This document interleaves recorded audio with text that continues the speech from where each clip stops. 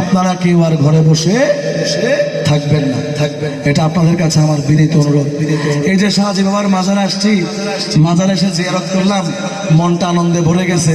অলিয়া উলিয়ার মাজার, শাহজি বাবা না আসলে কি এই হামিদ চরে এই যে নদী ভাঙছে, আপনাদের এখানে নদী ভেঙে অনেক চর শেষ, তাই না?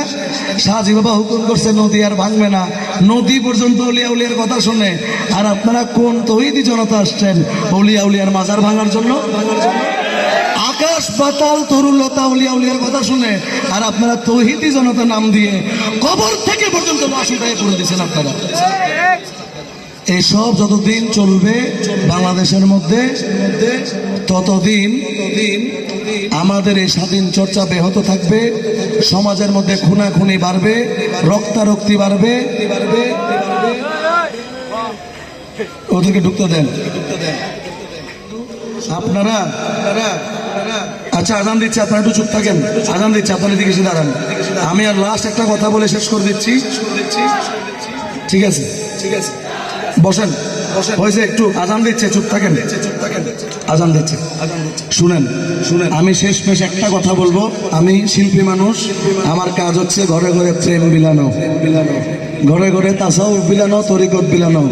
আমি শাহজি বাবার গুণগান গাইতে এখানে আসছি, কারণ আমাদের মতো লোক যদি অলিয়া উলিয়ার গুণগান করে থাকি, এখন সময় এসেছে যারা অলিয়া উলিয়ার মাজার ভাঙছে, আমাদের তরিকতের স্বাধীন চর্চা ব্যাহত করছে, তাদের বিরুদ্ধে, তাদের অবস্থানের বিরুদ্ধে আমাদের সংসদে জানান দেওয়ার সময় এসে গেছে।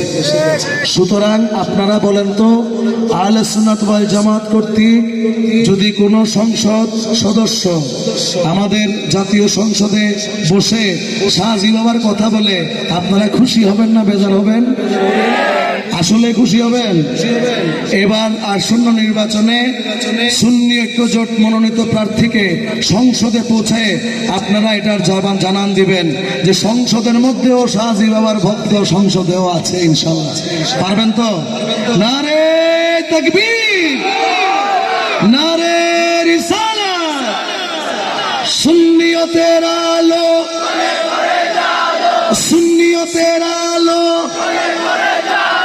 আহলে সুন্নাত ওয়াল জামাত এ সংসদে জালো, এই ওলি আল্লাহর আলো।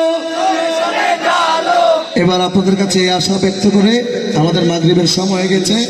মাগরিবের পরে ইনশাআল্লাহ আমরা তরিকত তাসাউফ ভিত্তিক মাহফিলে সেমা আদায় করবো। আপনারা রাজি আছেন? সবাই মাহফিলে সেমা শুনবেন, সবাই উপস্থিত থাকবেন। আজানের নামাজের পরে আমরা মাহফিলে সেমা শুরু করব। এর মধ্যে আপনারা যদি নামাজ আদায় করার ব্যবস্থা থাকে, মসজিদ আছে, আপনারা নামাজ আদায় করে নেবেন। ইনশাআল্লাহ মাগরিবের পরপরই আমরা মাহফিলে সেমা আদায় করব। আর এটাই এই আশা ব্যক্ত করে যে আসন্ন ত্রয়োদশ জাতীয় সংসদ নির্বাচনে আপনারা সুন্নিয়তের প্রার্থীকে, আমরা সুন্নি হয়ে সুন্নিদেরকে ভোট দিব, এই আশা ব্যক্ত রাখি। সুন্নিয়তের প্রার্থীকে সংসদে পাঠাবো, এই আশা ব্যক্ত রেখে আমি আমার বক্তব্য শেষ করছি। আসসালামু আলাইকুম ওয়া রাহমাতুল্লাহি তাআলা ওয়া বারাকাতুহু।